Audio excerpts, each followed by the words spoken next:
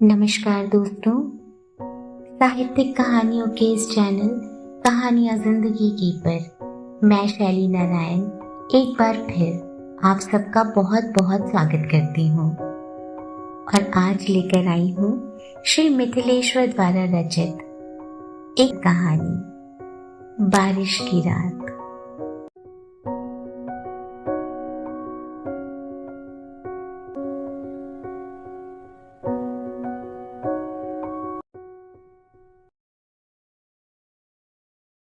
आरा शहर, भादों का महीना, कृष्ण पक्ष की अंधेरी रात, जोरों की बारिश, हमेशा की भांति बिजली का गुल हो जाना, रात के गहराने और सूनेपन को और सघन और भयावह बनाती बारिश की तेज आवाज, अंधकार में डूबा शहर तथा अपने घर में सोए दुबके लोग।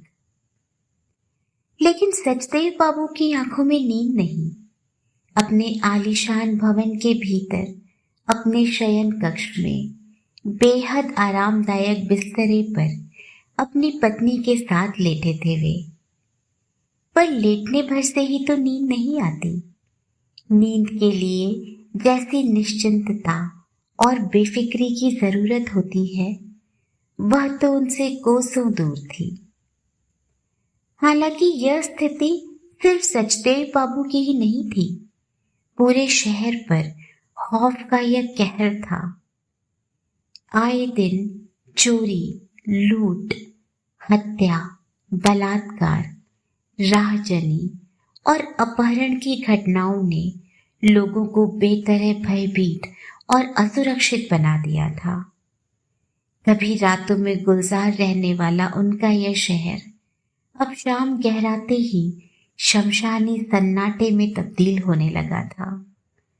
अब रातों में सड़कों और गलियों में नजर आने वाले लोग शहर के सामान्य और संभ्रांत नागरिक नहीं, संदिग्ध लोग होते थे।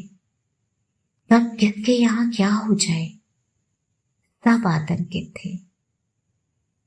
जब इस शहर में अपना यह घर बनवा रहे थे सचदेव बाबू, तब बहुत प्रसन्न थे कि महानगरों के दमघोटू, विषाक्त, अजनबियत और छल छद्मी वातावरण से अलग इस शांत, सहज और निश्चल निर्दोष गंवई शहर में बस रहे हैं। लेकिन अब तो महानगर की अजनबियत की अपेक्षा यहाँ की भयावहता ने बुरी तरह से त्रस्त और परेशान कर दिया था उन्हें। ये बरसाती रातें तो उन्हें बर्बादी और तबाही का साक्षात संकेत जान पड़ती थी। इसे दुर्योग कहें या विडंबना कि जिस बात को लेकर आदमी आशंकित बना रहता है, कभी कभी वह बात घट भी जाती है। इस अंधेरी, तूफानी, बरसाती रात में जिस बात को लेकर डर रहे थे सचदेव बाबू, उसका आभास भी अब उन्हें होने लगा था। उन्हें लगा था कि गेट फांदकर उनके दरवाजे पर कोई चढ़ आया है। बस उनके कान खड़े हो गए। वे उस आगंतुक की आहट लेने लगे। उनकी शंका सही थी। अब दरवाजे पर थपथपाहट की आवाज भी आने लगी थी। सचमुच कोई आ धमका था। खोलिए साहब, मैं हूं यदु मिस्त्री। सचदेव बाबू की पत्नी ने दबी आवाज में उनसे पूछा, कौन है यह यदु मिस्त्री? उन्होंने भी दबी आवाज में ही जवाब दिया, राज मिस्त्री है, इस मकान में काम कर चुका है। ठेकेदार के साथ आने वाले मिस्त्रियों में से एक यह भी था। तो इस समय क्यों आया है? यह सब राजमिस्त्री और मजदूर अच्छे नहीं होते, घर के भेदिया होते हैं। घर के अंदर बाहर सब कुछ इनका देखा जाना होता है। अपनी शंका व्यक्त की उन्होंने। जवाब में सचदेव बाबू ने भी उनकी शंका को अपनी सहमति प्रदान की। पिछली चोरी में इस घर के मजदूर मिस्त्रियों का ही हाथ था। छत से बिना सीढ़ी के आंगन से रास्ते उतरने का तरीका उनके सिवा किसी को ज्ञात नहीं था। यदु मिस्त्री की पुकार और थपथपाहट की आवाज जारी थी। सो गए हैं क्या साहब? हाकिम, इंजीनियर साहब, मैं यदु मिस्त्री हूं, यदु। लेकिन सचदेव बाबू व उनकी पत्नी ने पहले से ही यह तय कर रखा था कि चाहे जो हो, रात में दरवाजा नहीं खोलना। वे जानते थे परिचित आवाज में कोई एक दरवाजा खुलवाता है और दरवाजा खुलने पर उसके साथ छिपकर आए 10 लुटेरे भर भरा कर अंदर घुस आते हैं। अब किसी पर विश्वास करने का समय नहीं रहा। मुसीबत और परिचय के नाम पर ही तो सब कुछ होता रहा है। उन्हें यदु की बातों में हरगिज नहीं आना है। ठीक इसी समय उनकी पत्नी ने भी कहा, अपने मित्रों, रिश्तेदारों और पुलिस को फोन क्यों नहीं करते हो? शायद कोई रास्ता निकल आए। उन्हें लगा पत्नी भी उनकी तरह ही सोच रही है। अब वे सक्रिय हो गए। फोन रखने का वास्तविक उपयोग तो ऐसे अवसरों पर ही होता है, लेकिन ये लुटेरे भी कम चतुर नहीं होते। लूट के लिए आने से पूर्व फोन आदि के कनेक्शन काट चुके होते हैं। पर सचदेव बाबू को डूबते को तिनके के सहारे की भांति फोन का कनेक्शन ठीक मिला। बस वे डायल घुमा, सजग सतर्क हो अपनी इच्छित जगहों पर तत्क्षण बोल उठे धीमी आवाज में, ताकि बाहर यदु को उनकी आवाज सुनाई न पड़े। वैसे भी उनके शयन कक्ष और कमरों की बनावट ऐसी थी कि बंद दरवाजों और खिड़कियों के भीतर की आवाज बाहर नहीं पहुंच पाती थी।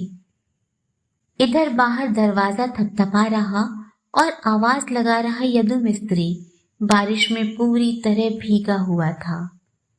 उसके कपड़े बदन से चिपक गए थे और माथे के बेतरतीब बालों से पानी की बूंदें टप टप चू रही थी। वह कुछ हाँफ भी रहा था। बारिश में भीगते और दौड़ते हुए ही वह यहाँ आया था। अपनी घरवाली को आज ही दोपहर अपने गांव से यहाँ शहर के अस्पताल में लाया था। उसके पेट के दर्द का एकमात्र इलाज डॉक्टर ने ऑपरेशन बताया था।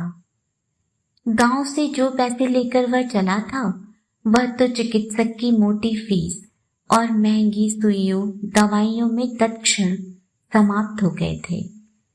फिलहाल कुछ रुपयों की उसे सख्त आवश्यकता थी। गांव जाकर रुपए लाने का समय भी तो उनके पास नहीं। इस स्थिति में सहसा उनका ध्यान सचदेव बाबू की ओर चला आया था।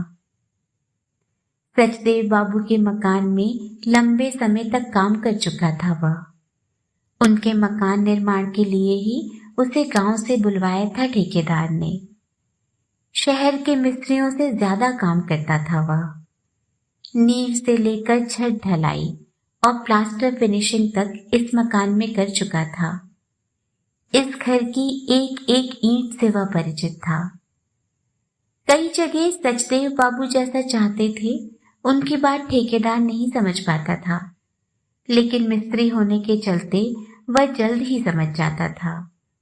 यह देख सचदेव बाबू उस पर खुश हो उठते थे और ठेकेदार से कहते थे, इस मिस्त्री को यहां से मत हटाना, इसे काम की अच्छी जानकारी है और यह परिश्रमी भी है। त्योहारों पर तो वे अपनी ओर से उसे अक्सर बख्शीशें भी दिया करते थे और लंच के लिए आए अपने खाने में से सब्जी और अचार आदि उसे भी प्रदान करते रहते थे। ठेकेदार का काम समाप्त होने पर भी बचे हुए शेष कार्य के लिए उन्होंने उसे अपने यहाँ कायम रखा था। अपने प्रति उनके इस आकर्षण ने ही इस तूफानी रात में उसे यहाँ तक पहुंचा दिया था। उनसे प्रार्थना कर कुछ रुपए मांग लेगा वह, वे ना नहीं करेंगे। फिर गांव लौटते ही उनके रुपए चुका देगा। यदु जानता था कि बाहर के गेट से आवाज अंदर नहीं पहुंचती, इसीलिए गेट फांदकर बालकनी में मुख्य दरवाजे के पास वह आ गया था। चूंकि सचदेव बाबू मिस्त्री मजदूरों के बीच बड़े साहब, हाकिम और इंजीनियर साहब के नाम से ही विख्यात थे, इसीलिए उसी नाम से वह आवाज भी लगाता जा रहा था। उसकी आवाज पहचानने के बाद सचदेव बाबू चुप नहीं रहेंगे, लेकिन कुछ देर तक जब उनके यहाँ से कोई जवाब प्राप्त नहीं हुआ तो यदु को लगा कि डर गए हैं सचदेव बाबू। यह बात वह जानता था कि परिचित आवाज में लूटपाट की घटनाओं से अब किसी को किसी पर भरोसा नहीं रहा। सचदेव बाबू के यहाँ आ रहा था, वह तब भी यह शंका उसके मन में थी, लेकिन अपने प्रति उनके आत्मीय एवं स्नेहपूर्ण व्यवहार को याद कर अपने मन की इस शंका को झटक दिया था उसने। सचदेव बाबू ऐसे नहीं हो सकते। अभी भी उसे इस बात का पूरा विश्वास था कि अगर उसकी आवाज पहचान लेंगे सचदेव बाबू तो अवश्य दरवाजा खोलकर सामने आ जाएंगे और उसकी मदद करेंगे। इसीलिए दरवाजा थपथपाते और आवाज लगाते हुए वह डटा हुआ था। बीतते समय के दौरान अचानक तेज रोशनी बिखेरती हुई एक जीप सचदेव बाबू के दरवाजे आ लगी। यदु को लगा कि या तो सचदेव बाबू के बेटा पतो या लड़की दामाद या कोई अन्य रिश्तेदार आ गए। अच्छा हुआ, अब सचदेव बाबू का दरवाजा खुलेगा और उसका काम भी हो जाएगा। लेकिन यह देखकर आश्चर्य से उसकी आंखें खुली की खुली रह गईं कि जीप से पुलिस के जवान तेजी से उतरे और उसकी तरह ही गेट फांदकर उसकी ओर बढ़ चले। एक क्षण के लिए तो वह भयभीत हो गया। काटो तो उसकी देह में खून नहीं, लेकिन जल्द ही अपने को संयत कर लिया उसने। वह कोई चोर उचक्का नहीं कि पुलिस को देखकर घबराए या भागे। पुलिस किसी और की खोज में आई होगी या उसे कोई सुराग मिला होगा। ठीक इसी समय सचदेव बाबू दरवाजा खोलकर सामने आ गए। अपने गेट के पास आती हुई पुलिस की जीप उन्होंने खिड़की से ही देख ली थी। पुलिस इंस्पेक्टर ने उन्हें देखते ही कहा, हमने इसे ऐन मौके पर पकड़ लिया इंजीनियर साहब, लेकिन यह कह रहा है कि मैं राजमिस्त्री हूं। साहब का घर मैंने बनाया है। मैं किसी मिस्त्री विस्त्री को नहीं जानता, बेतकल्लुफी से कह उठे सचदेव बाबू। यह सुन उनकी ओर मुखातिब होते हुए जोर देकर बोल उठा यदु, मैं यदु मिस्त्री हूं बड़े साहब, यदु मिस्त्री। मुसीबत में फंसकर कुछ रुपयों के लिए आपके पास आया हूं। लेकिन उसकी बात को अनसुनी कर दिया सचदेव बाबू ने तथा अपनी ओर प्रश्नवाचक दृष्टि से ताकते इंस्पेक्टर से कह उठे वे, मैं ऐसे नहीं जानता। उनकी यह बात यदु के कलेजे में तीर जैसी लगी। कट कर रह गया वह। अपने कानों पर उसे विश्वास नहीं हुआ। उनसे पुनः ऊंची आवाज में कहा, मैं यदु मिस्त्री हूं बड़े साहब, आपका चहेता यदु मिस्त्री। एक क्षण के लिए सचदेव बाबू के गले में आवाज फंसती सी जान पड़ी, लेकिन फिर जल्द ही गला साफ करते हुए उन्होंने इंस्पेक्टर से कहा, ठेकेदार के साथ आने वाले मिस्त्रियों को मैं नहीं जानता, उनमें से किसी को भी नहीं पहचानता। तो आप मुझे नहीं पहचानते? मैं मिस्त्री नहीं चोर हूं।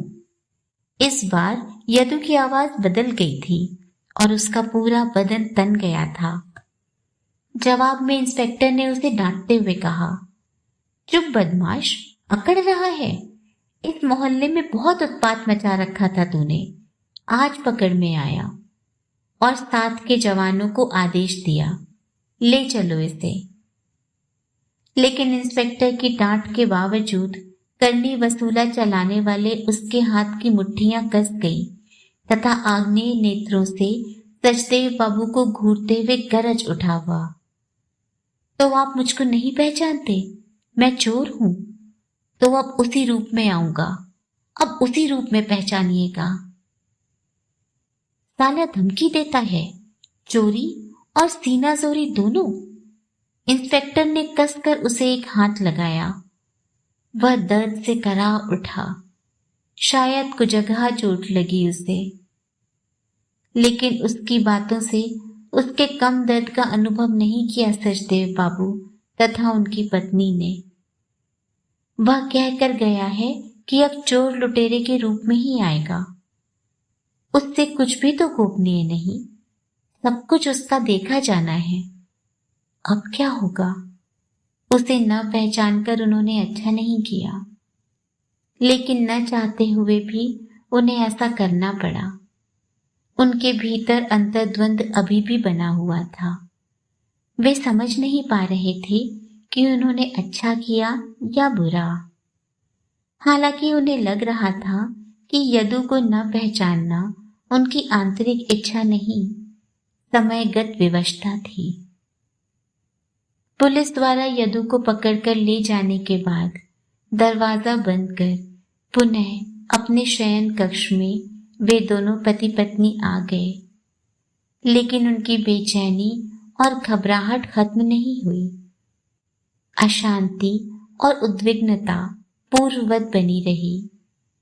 अपने मन को शांत सहज बनाने के लिए बिस्तर पर लेटकर वे पुनः सोने का उपक्रम भी करने लगे, लेकिन शांति और चैन कहाँ।